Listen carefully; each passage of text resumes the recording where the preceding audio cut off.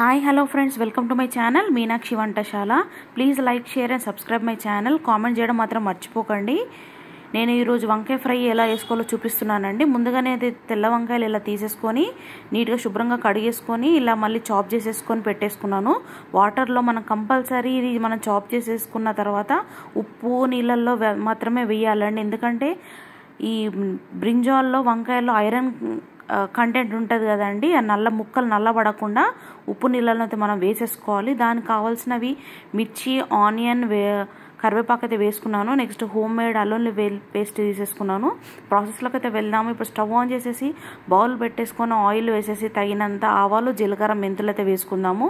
ఇవి ఫ్రై అయిన తర్వాత కాస్త చిటపటలు ఆడిన తర్వాత మనం కట్ చేసి పెట్టుకున్న ఆనియన్, మిర్చి, కరివేపాకు అయితే వేసుకోవాలి. నెక్స్ట్ కాస్త చిటికడ కర్రీకి సరిపడా పసుపు, అల్లం వెల్లుల్లి పేస్ట్ వేసేసి కాస్త పచ్చిదనం పోయేంత వరకు అయితే వేయించుకోవాలండి. ఈ బ్రింజాల్ కర్రీలో మనకి fibres, minerals, potassium, calcium, magnesium అయితే ఉంటుంది కదండి. సో వీక్లీ వన్ తీసుకోవడం వలన బోన్ స్ట్రెంగ్తెన్ అవుతుంది, ఈజీగా డైజెస్ట్ అవుతుంది. సో ఇందులో ఫైబర్ కాంటెంట్ ఎక్కువ ఉంటుంది కాబట్టి హెల్త్ కూడా చాలా మంచిదండి. ఇది కాస్త ఫ్రై అయిన తర్వాత మనం కట్ చేసేసి పెట్టుకున్న వంకాయ ముక్కలు అయితే ఇలా వేసేసుకోవాలి. ముందుగా పోపుని అంతా పట్టిద్దాము. కాస్త మగ్గిన తర్వాత సాల్ట్ వేసుకుందాము. సాల్ట్, కారము.